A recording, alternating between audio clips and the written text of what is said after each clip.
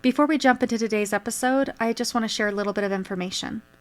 This episode with Kellen Leggett was recorded about a week and a half before the fires hit the Los Angeles area. As you're going to learn in this episode, Kellen lives in the Los Angeles area. And while she is safe and her home is safe, this hasn't been the case for everyone. In fact, at the time of the re-recording of this introduction, more than 12,000 homes, businesses, schools, and other structures have been destroyed by these wildfires. More than 40,300 acres have been burned. At least 24 people have died, and there are more than 100,000 people that have been displaced from their homes, many of which will never be able to return. Now, I know that my audience here, you're those that really feel deeply about things. And sometimes it can feel really overwhelming when people are experiencing such significant hardship, because we feel so deeply all of the things that are out of our control. If this is you, I highly encourage you, if you feel led to find some ways to contribute to the cause. Find ways to help out those in need. So this might be volunteering man hours for cleaning up or for helping people with meals, or it might be making a financial donation. However you choose to serve, I encourage you to look into reputable organizations that can help you to do what it is that you're truly desiring to do. So do some research, find some ways to help out those around you. It can really help to calm that anxiety when you're feeling like things are out of control. And for those of you that are in the Los Angeles area, just know that our thoughts and our prayers really are with you. May you find peace and may you find safety. And with that, here's today's interview. Well, hello and welcome back. I am so excited for today. I am chatting yet again with my friend Kellen Leggett. Kellen, I'm pretty sure that you are the most frequent guest on my podcast, just so you know. I'm so honored. I'm so excited to have this conversation and all of our conversations. Yeah, I just love chatting with you. And I'm really excited to have Kellen on because we really want to kind of explore different energies around setting resolutions and goal setting. Because I know as I work with my clients, a lot of them feel like, nope, I just have to grit through it. I just have to tough it out. And they're really kind of miserable as they're working towards their goals. And I really love Kellen's approach about making things a bit more playful. So you want to just kind of give us a brief overview and then we'll kind of just jump in.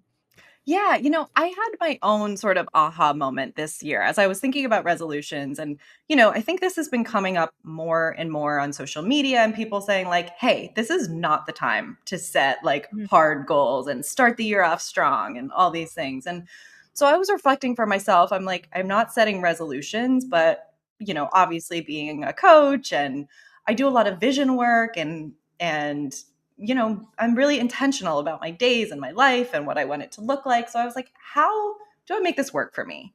How do I make my resolution be something that I'm not like, if I don't do this, then I'm going to feel bad. That's kind of, is that what you're getting from your clients too? That just like, oh God, if most people don't set resolutions because they are afraid to fail, right? Because there's so much pressure behind it. So in my work, I have started integrating inner child work more and more. And I just wrote on my Substack about making 2025 a love letter to your inner child. And even in that language, there's just like a softness to it. It's, not start the year off strong, start the year off soft. And it's different. It's such a different vibe. Okay, let's sit with that for just a minute. Don't start the year off strong, but start it off soft. Yeah. I think so many people need that right now in particular. Having that softness. We do kind of have a tendency to think, okay, well, after the holidays, I really have to hit the ground running. And we haven't really had time to catch our breath. We think that the holidays are going to be a time of break and of renewal, but they're so hectic and so busy or so emotional for people that for many, it's not actually the break that they need. So I love that idea of starting the year off soft. Yeah. Can you speak a little bit more to that? What you just said is so important. Like really, if we sit back and we reflect and we think about what society, what the outside world is telling us to do. We hit November 1st and all of a sudden the next thing you know, Thanksgiving is there and we're traveling and we're crazy. And then, this day after Thanksgiving, it's Black Friday and it's this and work is busy and we're traveling. We have so much more going on. We have holiday parties. It just like the social volume gets turned up and therefore just naturally the emotional volume gets turned up. whether Yeah. it's with your own family, with friends, with relationships. It's such a heavy time. So realistically, if you really think about it, how could anyone possibly carve out time to actually sit and self-reflect and rest Yeah. and recharge to prepare for the new year? It literally like doesn't make sense. When you say it out loud, you're like, I'm sorry, when are we doing that? Yep. Because that's just, it's literally crazy. So this is just a funny little side story, but my family, we've kind of been rewatching the series The Middle. Have you ever seen that series before? I haven't. But there was this one episode that I was just dying laughing over where Frankie, the mom, she's feeling so overwhelmed with the holidays. And so her husband is like, I've got it. It's easy. All you have to do is be organized. And so he's doing all of the Christmassy things. And then she's like, wait, but I actually like doing that part. And you're doing all the fun things. And anyway, it was really interesting to just see visually, like what you were describing, that mix of emotions, because there are things that we do want to do. It can be fun to go to all the holiday parties and to exchange gifts with coworkers and neighbors and everybody.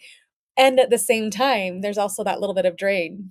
Yeah, yeah, and it is, I really, something I'm not sure if we've talked about on here before, but I really do talk about it often, and how it just changed the dynamic of our relationships and how we go about our lives, right? It's so much change in the last few years, and even adding that additional social element is exhausting. Like, most of us are working from home. Most of us aren't getting out and about in the way that we used to. And we are getting back to that in such a big way. But the addition of those things are physically and emotionally draining. It's Yeah. just part of it. Yeah, and bringing it back to that childlike energy is so different too when you are seeing it through a child's eyes. Then you can see better the magic and the excitement, and we don't see quite as much of the work, right? But to Totally. bring in those emotions into the new year can be very powerful. Yeah, I love that you said magic. I think that's a really important word, and an important viewpoint as you look at inner child work, because I mean, do adults, are they really like, oh, the magic of the holidays? No, we're like, oh, there's so much to do during the holidays. It's pressure. It's Yeah. like to-do lists, and it's all these things. And we do lose the magic. And there is such a beauty there, but it's so easy to lose sight of it, right? At no fault of anybody, right? If someone's listening and they're like, oh God, the holidays aren't fun for me because it is so pressure filled. It's like, you Yeah. have to give yourself grace, because that's the way our society is operating. It's really hard to kind of navigate out of that. Mhm. Yeah, so speaking to magic, I was telling Kellen before we started recording, she's like, "Oh, you better tell everybody that on the podcast." But occasionally I like to just do card draws, and I have a few different decks where I just do a card draw, and I'm really enjoying currently this archetype deck by Kim Krans. I love all of her work, but this one's really fun. But what I generally do is draw a card and just kind of see how I can apply the principles of that card. It just kind of gives me a little bit of focus for the day. And it was so fun that as I was waiting for everything to settle in and for the time to come for this interview, then I drew a card, and I absolutely love what card I got. And the card I got is the Starborn, the divine child, the star child, the destined. And this card talks about that, about tapping into that radiant energy, that magical energy. And it talks about aiming itself towards a future that is beyond the mundane. And I've never met a child with a mundane life, right? They Mm. live in that realm of magic. So I'm really excited to hear a bit more about how to navigate that, and what does it look like when we shift our resolutions to come through those other emotions, not the ones of like just powering through, but how does it shift our resolutions when we're coming at it through the emotions of fun and playfulness and nurturing that inner child instead. Yeah. I just have to grab hold of what you just said. Like, beyond, I've never met a child with a mundane life. Like, really think about that. I just love that you just said that. It's so important. And I think, you know, when you ask the question, like, what's the shift, right? What does the Mhm. shift look like from the pressure to the lightness to the fun to the in moving into the mundane? And so much Mhm. of it is a shift in language, right? And language is thought, and thought changes our internal world, and even that process can create lightness, right? So Yeah. I think just take, for example, sort of what we were just talking about. Think about your adult self and all of your to-dos. What do you say? I have to go to the gym, have to take care of these errands. I said I was going to do this. Oh, I didn't get to that today. I didn't, there's a heaviness behind the language, right? And then when you think about it, saying the same thing from the lens of the inner child, right? Oh, I have to go to the gym. The inner child is like, I get to go to the gym. I get to go to the park. I get to go to these social situations. I might make a new friend, right? That's where the curiosity comes in, or sort of like the wonder of possibility, to be like, huh, this could happen today. I don't know. I get to learn something new, and that energy of opportunity and what's possible, it sort of just turns the volume up. It clicks it on, right? So many people feel like, think about learning something new, for example. Like, if you're somebody that has a resolution of like, hey, I want to learn Italian, or I want to play an instrument, you do it for 2 days and then you're like, I'm not good at this. This is too much work. It's too hard. It's whatever. And we sort of lose sight of that magic. Sort of like, ooh, this is something I'm kind of interested in. I'm going to stick with it and I'm going to keep playing. And it is going to get hard, but I'm going to keep going because it's something that delights me and interests me. And that to me is like, that shift in language. I can't breeze over how important it is. It's so different to go from I have to I get to it interests me. I'm delighted by it. It just shifts so vastly. Yeah. I love that. Shifting from I have to I get to, and getting in that curiosity and wonder. And as you were talking about a little kid being like, yeah, I get to go to the gym, it totally reminded me of my nephew, which I just have to share because it's really pretty adorable.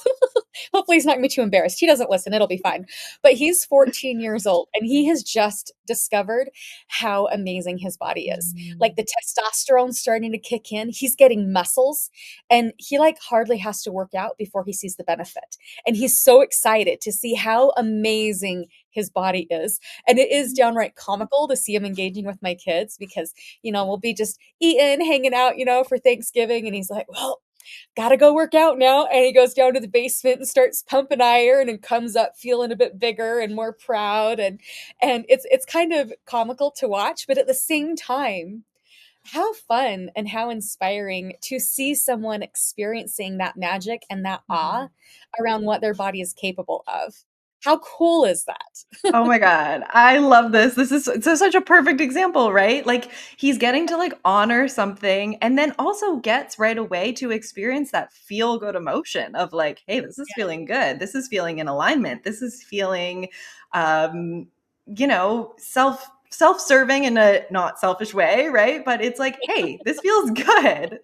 And I think following that, and like, for you as an observer to kind of watch that energy, being in this creative sort of following the delight or following the glimmer, if you want to call it that, it is about finding your sense of self, finding what lights you up and being in the discovery of that. And what you just described is like your nephew being in the discovery of something that lights him up, whether that means he'll end up being a bodybuilder or whatever, just ingrain healthy habits into his life. Like, he is creating building blocks of who he is and who he wants to become, and that's just like such a cool thing to witness. Yeah. Well, and it's also got me kind of thinking a little bit about that self-differentiation, right? No one else was working out on Thanksgiving after turkey. I mean, some families go and do the turkey trot, but we're all sitting around eating pie. And he's like, I'm going to go do this thing. And he experienced that confidence in it where he was like, no, it's okay for me to do something different. I can go take the time that I need. And how honoring that is to you as an individual too, because sometimes we kind of have that herd mentality, which kind of leads into my next question about societal programming versus like the natural rhythms. But we kind of have that assumption that I must set my goals the same time everybody else does. I must do things in the same way everybody else does it. If everybody is just planning to do a 5K, I have to make that one of my goals too. So can you speak a little bit to that about the societal programming versus finding your own natural rhythm? Yeah, I mean, that's the root of inner child work. It's like finding your individuality, right? Like finding what is right for you, and constantly checking in with yourself, right? It is a honoring, hey, am I signing up for this 5K just because my family is, or do I actually want to do the 5K, right? Yeah. Like, it's that constant self-reflection of, do you like your reason why you're doing it, right? That was such a big aha moment in my healing when somebody asked me that question. Do you like the reason? And Yeah. I think asking that question, keeping that question in your back pocket as you move through, like, am I losing weight? Am I, like you said, doing a 5K? Am I doing these things because my friends are doing them? Am I setting a goal? Are we doing vision work right now because, oh, my friends are doing it? Yeah. It's a really important a pullback moment. And, we talk about in our work, and I know you've talked about it on your podcast, like, our brains are hardwired for connection. If we want to, bring in the Brene Brown teachings too, we want to be connected. And, it's important to keep to be compassionate with yourself as you're moving through this, because I think it does feel a little bit like of a shock to the system. Like, hey, I'm not going to do that. And it doesn't have to mean that you're disconnecting from the group or like being a rebel in society, right? It's just about honoring yourself, and following the natural wave of what feels right to you. I love that. Overcoming that fear to honor yourself. Yeah, Because speaking to that fear, and like that is our ultimate fear is, but if I'm different, I'm going to be kicked out of the group. I'm totally. going to be kicked out of the cave. I'm not going to be protected. I'm not going to be safe. I'm not going to have community. And it can be scary to follow your own natural rhythms, to decide, okay, well, you know what? For me, it does feel more natural for me to start walking or jogging when it's in the springtime and not in the dead of winter. For me, it feels more in alignment to do this on my own. Even though everybody else is going and doing the same thing in a group, this feels more honoring for me. And so I love that mind flip of replacing that fear with, no, I'm choosing consciously to do this in order to honor my own personal timeline. And Yeah, taking that time, like you said, to ask yourself, do I like my reason for doing it? Or am I only showing up every morning for kickboxing because so and so says I have to? And that can serve a time and a purpose, right? Sometimes it's nice to have other people say, nope, this is what we're doing, especially when it's kind of hard, right? There's a totally. time and a season for that. But noting for yourself, do I like my reason for showing up? And what truly inspires me? Am I doing it just for other people or because this really truly resonates with me? Right. So I love that you brought that up. And what you're saying is a really important aspect, and a reflection point in this, right? Of like, is this person doing this motivating me, and is it lighting me up, right? Like, maybe you have a roommate or your spouse or whoever, and they're like, come on, let's work out. And you're like, oh, I don't really want to do this. But then you do it and you're like, no, you know what? I'm so glad. It was fun. We put on music. We had snacks afterwards or whatever you Yeah. end up doing. And it becomes a ritual, and that feels really good, right? But Yeah. there's a really different energy in someone kind of dragging you along and be like, come on, I'm doing it. You have to do it too. And you're just like, this doesn't feel right for me. It really is, I think, to be able to tap into that, you really have to be able to sit with yourself and check in with your body, right? So much of us we're always intellectualizing. Does this feel right? No, yes. But like, check in with yourself after you do it. Do you feel like this is horrible? I don't want to do this. I dread it. I'm not even glad that I went, it is it is such a moment of reflection, and that's tuning into yourself and your needs, and that's Yeah. tuning into the inner child. Yeah. Yeah. And I love that about coming to recognize what really does bring you joy. Because and that's something I've really been trying to lean into this last year. It's been really interesting. I've talked to her on the podcast about how we just recently made a move, and I've just decided to make this home just a dopamine hit for me. Love I that. Love that. recognize that historically I've like decorated my home according to what was in at the time, but it didn't really resonate with me. I would do what looked good according to everybody else's standards. And now I'm just like, no, like my decorative style is now finding things that bring me joy, and I'll put it up, even if it's a little bit quirky. Like yesterday, I just bought some Bigfoot art, and I'm going to put it in my living room because I love it. And I think it's adorable and hilarious. It has like a little family of Bigfoot. I'm like, that's so cute. And then I wore this intentionally today. Okay, so the home that we're living in, it used to belong to a family member, and we were going through all of her things, and she had an abundance of jewelry. And so me and my mom and my sister were going through her jewelry, and I saw this necklace in there, and I thought, oh, how interesting. I wonder what kind of wooden beads those are. And I pulled it out, and Kellen, okay, everybody who's watching this on video, this is just dried out corn on a Oh piece of my, string. And it was in with all of her gorgeous jewelry. And I laughed so hard oh my when I God. realized what it was. It brought me so much joy that this was one of the jewelry pieces I decided to keep, because I thought that is just, it brought me so much joy. I laughed so hard that I had to keep this. And they probably thought I was a little bit silly for choosing to keep this along with all the fancy things. And that I'm actually wearing it is funny, but it brings me joy. It makes me laugh, that to think through, at one point, this must have brought her joy as well, right? To be I storing love this with that. all of her fancy jewelry, it must have brought her joy at some point, but it just was so unexpected that I Mm. thought, because it brought me joy, I'm going to keep it.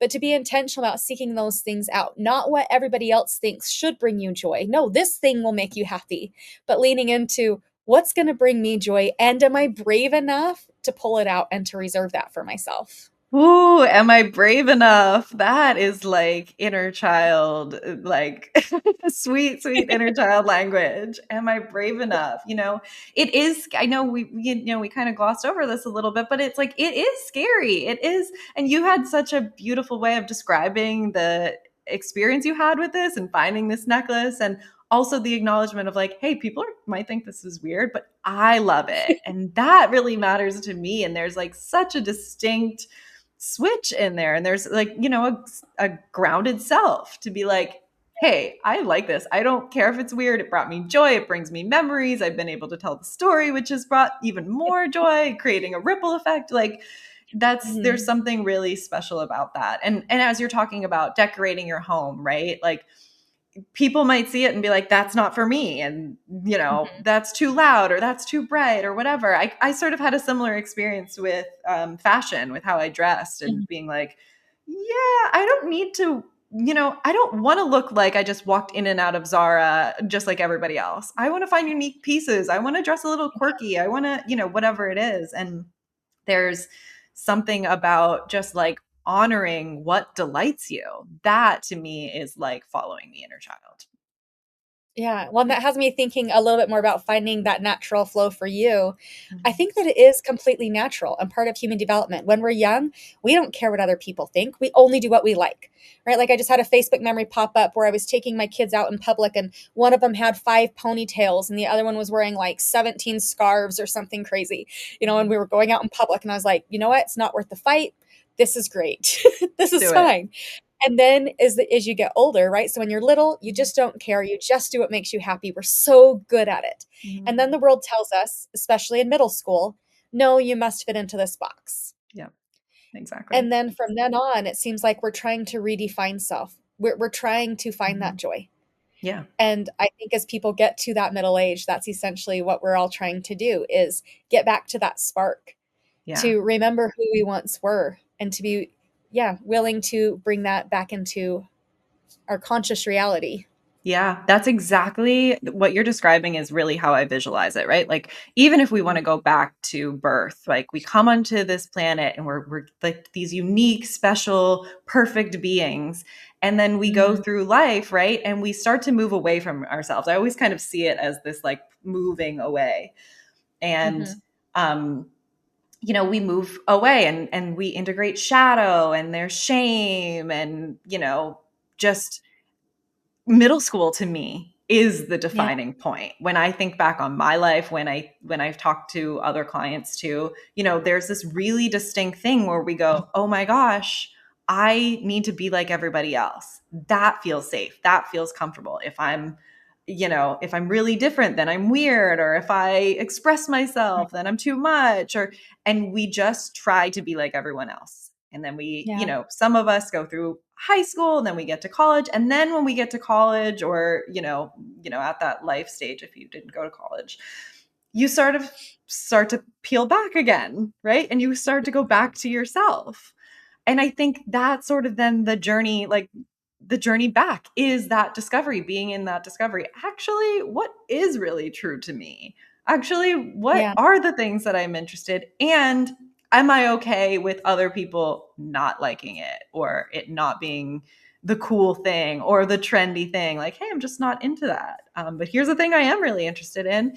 And Yeah. it is a journey. And I think that's important too. I think when people talk about, authenticity is very much a buzzword and people are talking about it all the time. And that's because it's so juicy. It's so important. It's the root of who we are. So when I think about being authentic, I just, recently had this moment of like, people talk about authenticity like it's just like, oh, you're just authentic now. And it's like, no, it's a forever journey. It's a forever journey Yeah. to peel back layers of yourself and say, hey, I like this, I don't like this, or I used to like this at some point and now that's not my favorite thing. And just Mhm. allow yourself to kind of bloom and grow at the pace that you are, and allow yourself to be. I think that's a really important part of it too. Allow yourself to just be and exist and discover.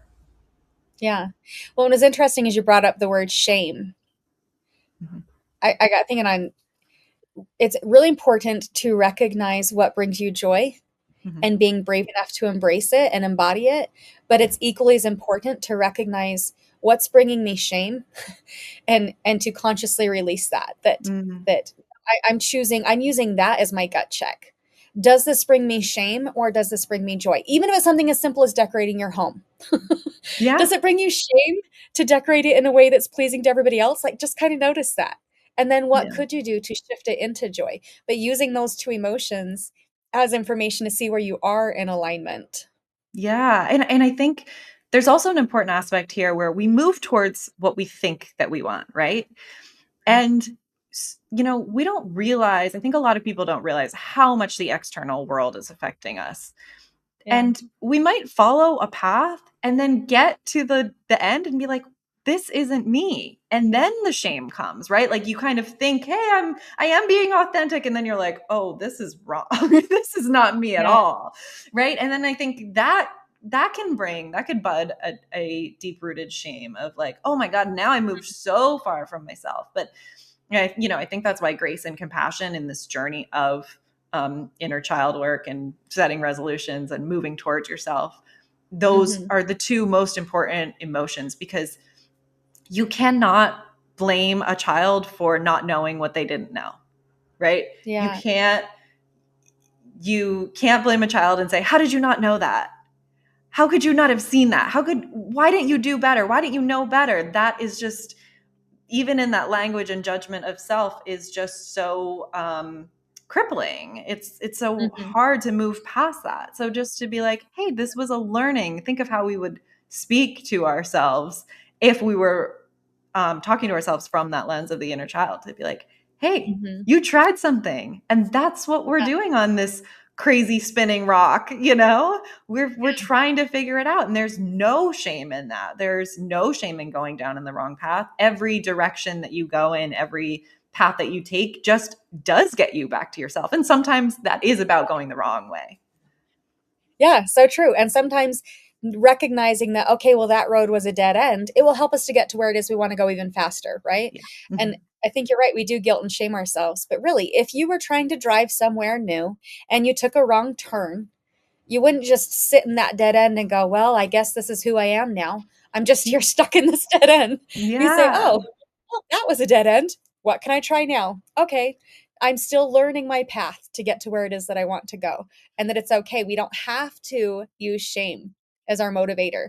It's okay to just let that go. Recognize when it's there because it's good information, that there's some Sure. healing that needs to take place there, but that we don't have to shame ourselves into change, which is the Yeah. whole point of this conversation, right? Yeah. Yeah. Yeah. And I think I have a vision in my head just about, oh gosh, I don't know what year it was, but like on Pinterest, there was this like very popular pin that I think everyone was pinning to their, inspiration boards. That was just like, diamonds make pressure. And like, that was sort of like what I grew up with. And, Yeah.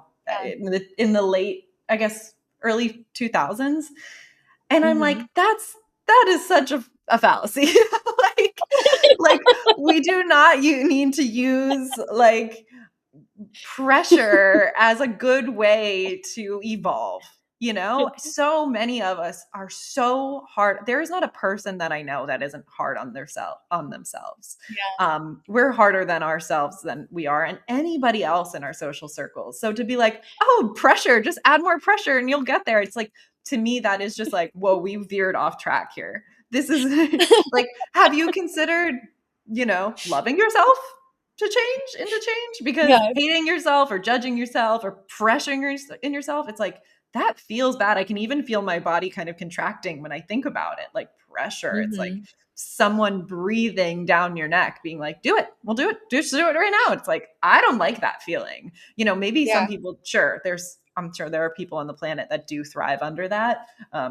Yeah. I think for highly sensitive people, for maybe introverts, I think for a lot of people, we're under so much stress already. Yeah. Why make your goals feel heavy when you can make them feel light, when you can make them feel enjoyable, when you can make them feel like something you're looking forward to? I, in my own life, kind of veered off track, right? Like I was putting so much pressure on myself in my business and my goals. And then I was like, I don't want to do this at all. Everything feels like work now. Everything feels not fun. Even creating, even going in Canva, even talking to a camera. Like I was like, this just feels Yeah. terrible now. That's a lot of times what I think people end up doing to their goals. They just put so much pressure on it. Mm-hmm. And make it mean like, if I don't reach this, then I'll never amount to anything. Yeah. We kind of tell ourselves these stories about our capabilities when we're in the process of learning more about ourselves. Mm-hmm. Yeah, and to see when people identify as, well, I'm someone that needs the pressure.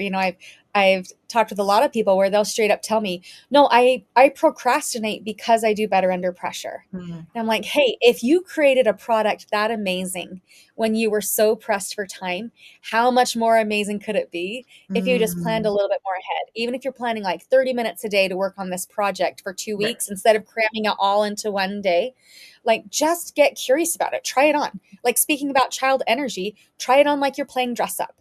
Okay, Mm, this week I'm going to just pretend I'm somebody else and see how it feels. I'm going to explore different personalities. I'm going to explore different ways of showing up, different ways of yeah. communicating, just to see what I like. Because just because you've been doing everything in one way, it doesn't mean that that's the only way to do it or that it's the only way that works for you. But Right. making it more playful about, I'm just playing dress up, Mhm. can Yeah, I help you to love that. see what else could I try on Mhm. here. Yeah, and that's that language you asked in the beginning of our conversation. Like, what is it? How to kind of shift into that? And it is that language, right? Of, oh, what might this feel like? Yeah. Well, I wonder if this would work, right? There's wonder in the question, right? And Yeah. in that, it allows you to stay in curiosity and stay in the evolution of your own self, to be like, Hmm. maybe I could try this. Yeah. See if it fits, and then reroute. It's life to me is just about constantly rerouting and just shifting. And I Yeah. would love I sort of, in a lot of ways, wish it wasn't this way, but I do think to find yourself, you got to go down a lot of wrong paths and be like, nope, that's Yeah. not it, got to try something else. And it's that getting back up and trying again and trying on a different hat and trying on a different dress or whatever, just to allow yourself. That's a gift. Like, when I really think about that, I'm like, that's a gift of allowing yourself creative expression. And that's really important through all of this. Yeah. So switching gears slightly, but still kind of along these same lines, can you speak a little bit to healing commitment wounds when Mm, what do commitment wounds look like and how can we shift out of that? yeah. Oh, commitment wounds. That's a big one. I think when I think through the lens of the inner child, right? You're committing to self. Hmm. You're and committing to self doesn't need to mean um again, I think pressure, right? It's about honoring, right? Honoring where you are in the present moment. So, I think a lot of people struggle with their resolutions, right? Because they don't commit to them. They're like, yeah, this is kind of like a nice thing to do. I guess I kind of should. Even in that, even in the establishing of the goal, right? Of setting the intention, there's a lot of work to be done, right? Is this something that you really want? Or is it something that's like, I guess I kind of maybe should? And checking in with yourself even in that, right? Because a lot of people, this was a wound that I struggled with, of like, yeah, it matters. I matter. It matters what I desire. It matters what I want to go after. Even if it's a silly little thing, even if it's learning to play the guitar at 38, or starting a business at 75, or it is for you, but grounding down in knowing that just because you have an interest in it, that is reason enough, right? So I think even in the establishing of the goal, taking a look and being like, am I committed to this? And I think it's worth going down the path, Marianne, of talking about like, what is commitment really? Because people say like, I'm committed, but like, are you committed? When someone's like, hey, we have free tickets to a concert, and you're like, oh, actually I committed to this thing. Like, are you going to say no to all the juicy things that come in and all of the, the temptations of life? Like, you're like, oh, well, there's a new movie or there's a new show that I want to watch that actually seems more fun. You're like, you really have to be like, I know that, there are things that are easier to do, right? And I think that's the thing that's important too. Like, just because you're committing to something doesn't mean that it's going to be easy. And the inner child work, to me, the way to heal that wound is being like, I know this isn't going to be easy, but I am going to be by your side every step of the way. I'm going to hold your hand when you get frustrated. I'm going to encourage you when it feels impossible. I'm going to let you have a pity party if that's what you need in this moment, right? I'm not going to say like, knock it off, get over it, just move on, keep going. Like, I'm not going to project at you and, demean you in any way. I'm just going to meet you where you are and say, hey, it's okay. What are we learning from this? What are you feeling? What's coming up for you? It's about meeting self and moving through it. I think that's a really, really essential part of it. Yeah, and that sounds so simple, but that is so profound. I mean, really, I think that that's where a lot of people get a little bit mixed up in their goals, and why they do have those, those struggles with commitment, is because they're forgetting what they're actually committing to. Yeah. Because if you're committing to 10,000 steps a day, that's very different than, I am committed to honoring myself. And one of the ways that I do that is by walking 10,000 steps a day to improve my health. Yeah. If you're committing to quitting your addiction and like, okay, yeah, I'm going to quit that addiction. Yep. It's very different than, I am not committing to quitting my addiction, but I'm committing to honoring myself. And one of the things I'm doing in order to do that is to work on that addiction. Yep. It shifts that energy. So I love that idea about choosing your goals, not just for the goals themselves, but choosing them through that lens of, I am committing to honor my best and highest self. Yeah. Is so profound. Yeah. And it is, I know I keep throwing compassion in, but I'm like, I want to hammer this home to anyone who's listening. It is about being a compassionate observer.